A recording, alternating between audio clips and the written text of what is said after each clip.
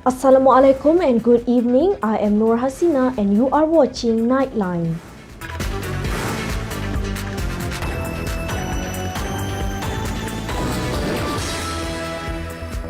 The Pulau Pinang state government will no longer try to purchase its own COVID-19 vaccines after it was convinced that vaccine supplies under the National COVID-19 Immunization Program will no longer be an issue.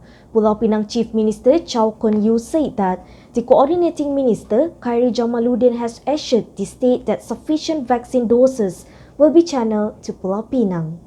Chow added that the state government feels that vaccine supplies is no longer an issue and Pulau Pinang will depend on the federal government's vaccine supplies to reach its target of completing the national COVID-19 immunization program for Pulau Pinang by October. He said there will now be a total 7 private hospitals that are approved as vaccination centers for the immunization program, where each hospital will be giving out 50 to 200 doses per day depending on the hospital's capacity. Other than the hospitals, a total 13 general practitioner clinics have also been identified as vaccination centers, and each clinic will be giving out between 36 to 90 doses per day depending on the respective clinic's capacity. He added that the rate of vaccination now is between 5,000 and 10,000 people per day, and the state aims to reach the target of completing the vaccination by October.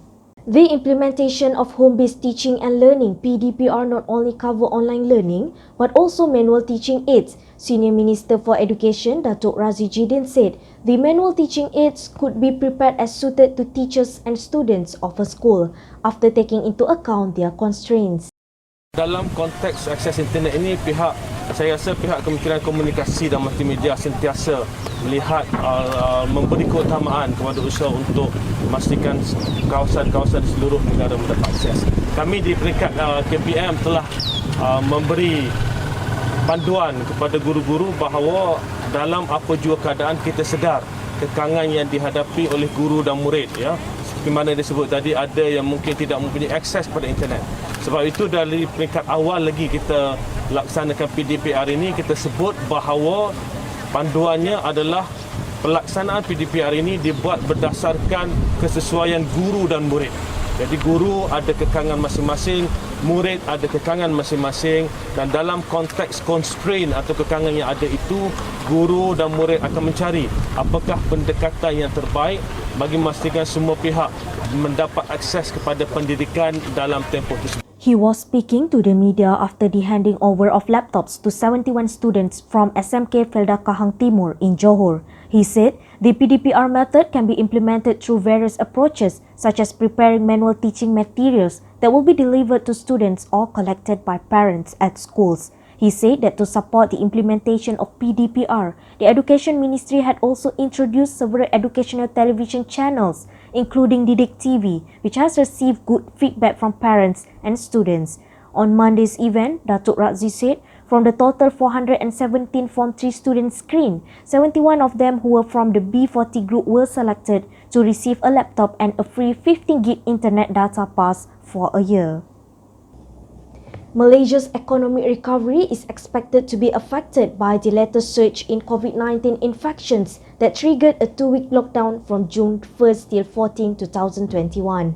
In a research note, Moody's Analytics said its baseline forecast assumed a 5.6% expansion in 2021, but noted the added downside risk and heightened uncertainty. Moody's Analytics said that the lockdown will disproportionately impact domestic demand, particularly household consumption, given that only essential services are allowed to operate.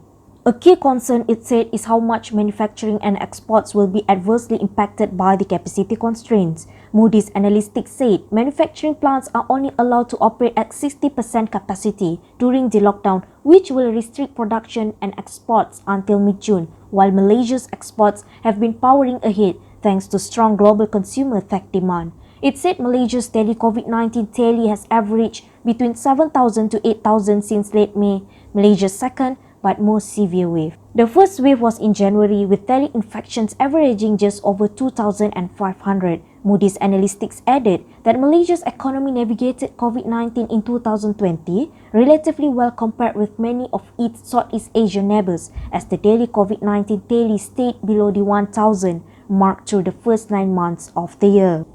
The Immigration Department has detained 156 immigrants in an integrated operation at an illegal settlement in Cyberjaya. Immigration Director General Datuk Hairul Zaimi Daud said that in the 11 p.m. operation on Sunday, a total of 202 immigrants were checked. Speaking in a press conference on Monday, Datuk Hairul Zaimi said the raid was carried out in collaboration with other enforcement agencies including the Police, Civil Defence Force and National Registration Department after 3 months of intelligence gathering. Kita lihat di belakang sana, keadaan kediaman ini begitu teruk sekali. Keadaannya amat kotor, tanpa sistem kumbahan dan perparitan. Kita lihat air mengalir keluar daripada tandas, mengalir ke tempat kediaman. Elektrik disambung dengan cara yang tidak sah dan bekalan air juga diperolehi secara sambungan yang tidak sah. Datuk Khairul said the immigrants from Indonesia, Bangladesh, Pakistan, Myanmar and India, including 12 women and 2 children, range in age from below 4 to 50 years. They were detained for not having valid travel and identification documents before being taken to the department's screening centre in Putrajaya for further action. On a separate matter, Datuk Khairul Zaimi denied allegations that the department only took action against illegal immigrants but not their employers. He said in 2019, a total of 1,059 employers were charged in court with various offences under the Immigration Act, involving total fines of Rm 19.3 million, while last year, 130 employers were brought to court involving total fines of more than Rm 10 million. In Terengganu, a senior citizen was burnt to death while her husband was injured when their house was razed in Kuala Terengganu early Monday. In the 10:35 a.m. fire, the 79-year-old Fatima Muhammad was believed to have been trapped while her 82-year-old husband, Yusuf Muda, sustained injuries to his hands and body. According to their daughter Zailah Juso, she received a telephone call from her mother at 10:37 a.m. when the latter was trapped in the house which was on fire. Fatima had been suffering with problems with her spine for the past 9 years. The couple lived on their own away from their children. 35 firemen in 4 engines from Kuala Terengganu and Jalan Kota were dispatched to the scene. The firefighting team took half an hour to put out the blaze. Soon after that, Fatima's body was recovered and sent to the Sultanah Nur Zahira Hospital in Kuala Terengganu, while her husband was also taken to the same hospital. In Johor, police raided 2 bungalows in Iskandar Puteri and busted a South Korean online gambling syndicate that has raked in over Rm 87 million since it started operations about 2 years ago. Johor Police Chief Dato' Ayub Khan Maidin Piche said during the raids, police arrested 10 male suspects comprising of 9 South Korean nationals and a Malaysian between the ages of 29 and 66. Modus operandi yang digunakan oleh sedikit tuan, mereka masuki Malaysia dengan menggunakan sebagai pelancong dengan menggunakan pas lawatan sosial dan kemudian mereka akan mencari penginapan tuan, di kediaman elit yang mempunyai jaringan internet yang pantas tuan. Dan setiap 3 ke 6 bulan mereka akan tukar lokasi operasi dia untuk mengelak daripada dikesan oleh pihak polis tuan. He said that the South Korean suspects acted as customer service agents for the online gambling operation, while the local suspect is the group runner and would tend to their needs, including bringing food and finding lodging for them. He added that investigations so far revealed that the syndicate would target customers from their home country and every financial transaction was made into a South Korean bank.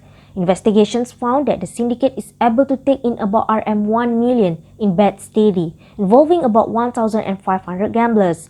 Police also seized 6 computers, 4 laptops, 8 ATM cards, 4 tablets, as well more than 39,000 ringgit in cash, comprising a combination of Malaysian and South Korean currency.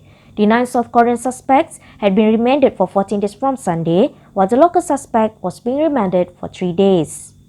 With that, I am Nur Hasina. Thank you for tuning in. Count our blessing and be well, Malaysia. Good night.